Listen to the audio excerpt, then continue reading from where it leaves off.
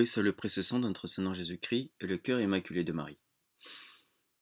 Deuxième vidéo qui suit la précédente, évidemment, du Père Balmès, tiré de son livre Le critère art d'arriver au vrai, philosophie pratique, concernant les passions, la domination, la connaissance de soi-même, de notre propre cœur, de notre abîme, puis d'abîme de, de toutes sortes d'immondices du cœur humain.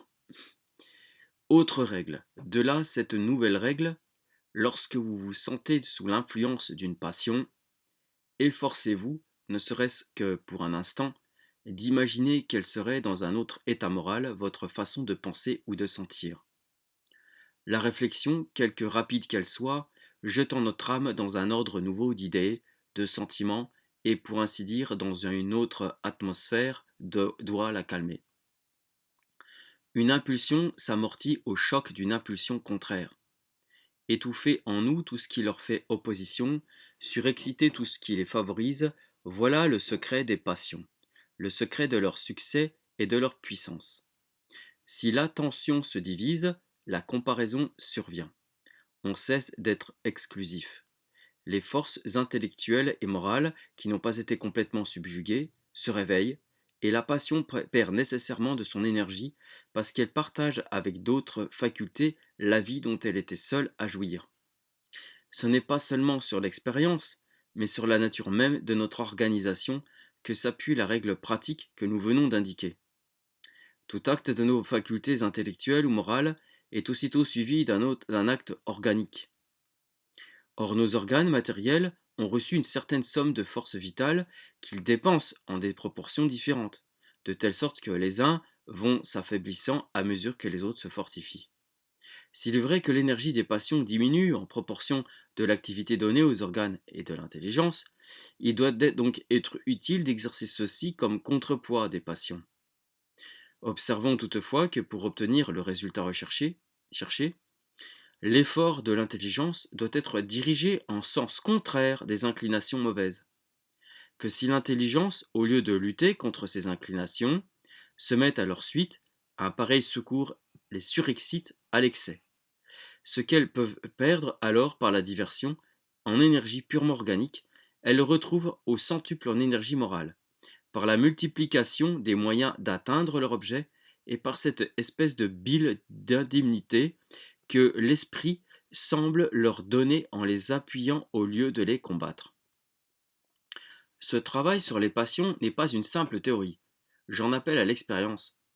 Il est vrai qu'on ne trouve pas toujours le moyen sûr de modérer, de conduire ou d'étouffer la passion déjà maîtresse obéie. Que même après qu'on l'a trouvé, ce moyen peut rester inutile en des mains inhabiles. Mais celui qui cherche exerce déjà une surveillance plus grande sur lui-même. Il apprend à résister au premier mouvement et possède dans ses jugements pratiques une règle de vérité qui manque à ceux qui n'ont jamais appris à réagir sur leur propre cœur. L'homme se rayant lui-même. Il est une arme que l'observation nous apprend à tourner utilement contre nous-mêmes. Cette arme redoutait des passions et le ridicule.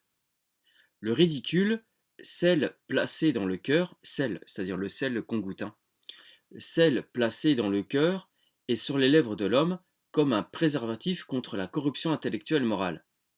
Le ridicule, qui non seulement corrige les défauts d'autrui, mais qui, stigmatisant nos propres défauts, effraie notre amour-propre et nous inspire l'aversion du mal, par peur de la satire.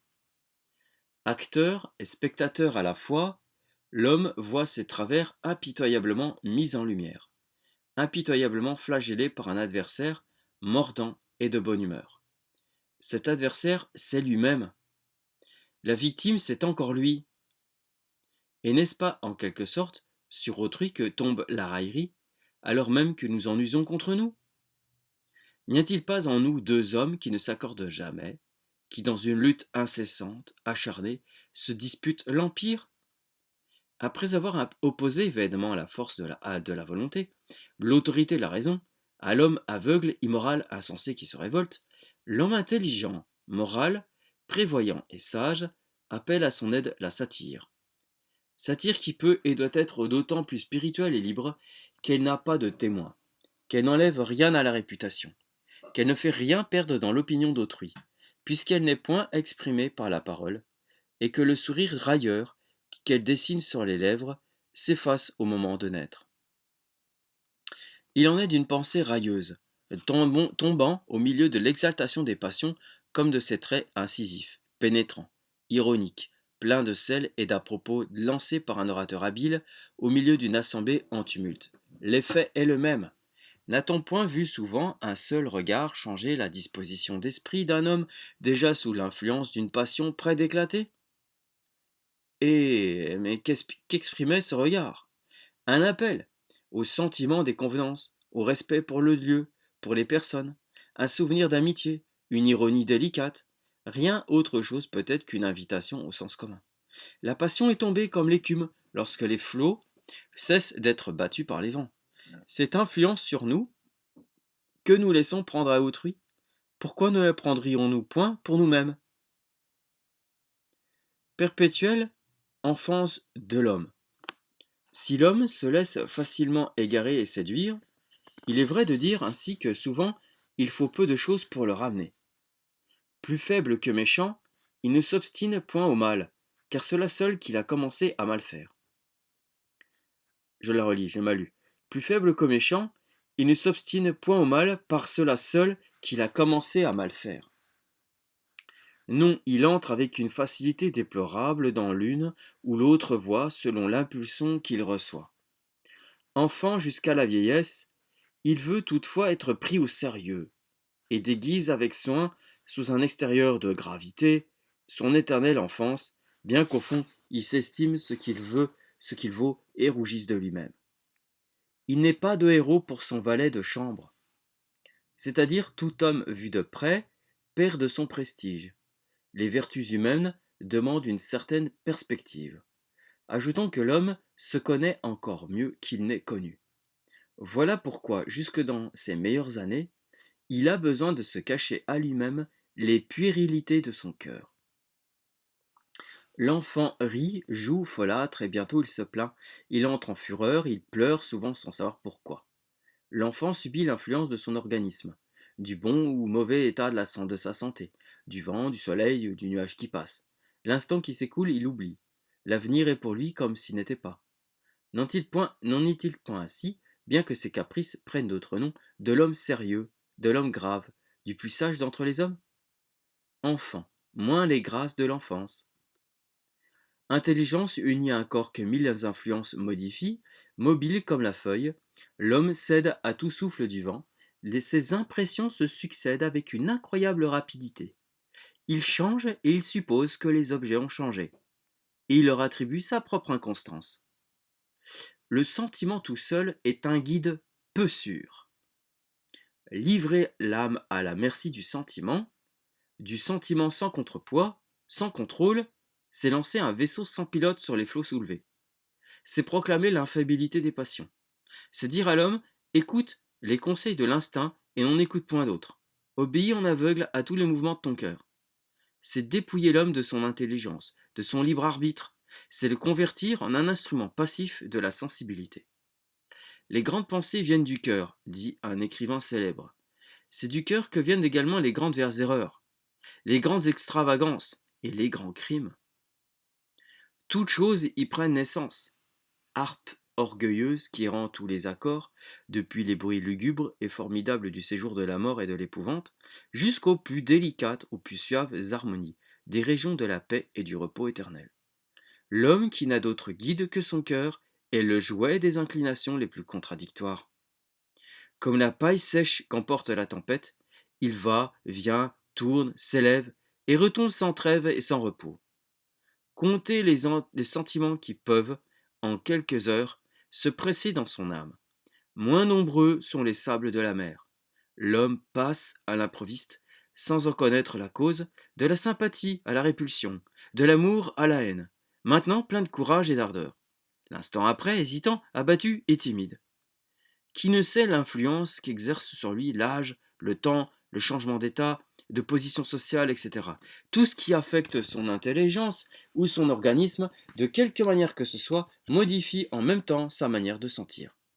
De là vient l'inconsistance de ceux qui s'abandonnent à leur passion.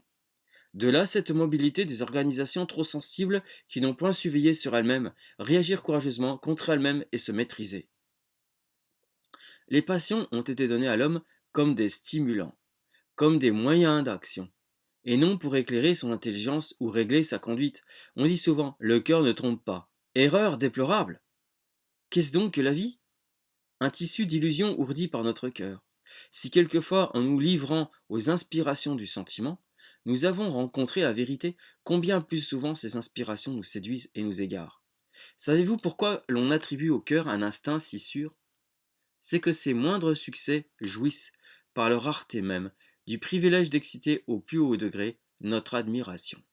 C'est que nous nous émerveillons de le voir, au milieu de son aveuglement, trouver la vérité, lorsque nous l'avons surpris si souvent dans une voie contraire. L'exception nous éblouit, nous oublions ses torts, et nous lui faisons honneur d'un discernement qui n'a point, qui ne saurait avoir. Donner à la morale le sentiment pour base, c'est bâtir sur un sable mouvement. Régler sa conduite sur les inspirations du sentiment, c'est se condamner à marcher au hasard, et souvent par des chemins mauvais. La littérature française à notre époque, littérature que l'on s'efforce d'introduire en Espagne, divinise les passions. Ce sensualisme est un grave danger. Que sont en effet les passions divinisées, sinon extravagance, immoralité, corruption?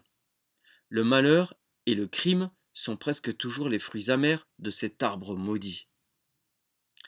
Ne point suivre uniquement les inspirations de la sensibilité, mais appeler à son aide la morale et la raison. Dans les actes matériels ayant pour dans les actes matériels ayant pour objet l'utile, comme dans les actes moraux et de conscience, l'homme doit se gouverner non selon ses impressions, mais selon des règles sûres et constantes.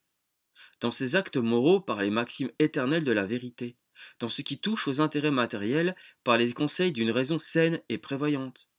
L'homme est une créature bornée. Toutes choses ne sont point parfaites en lui, par cela seul qu'elles sont en lui.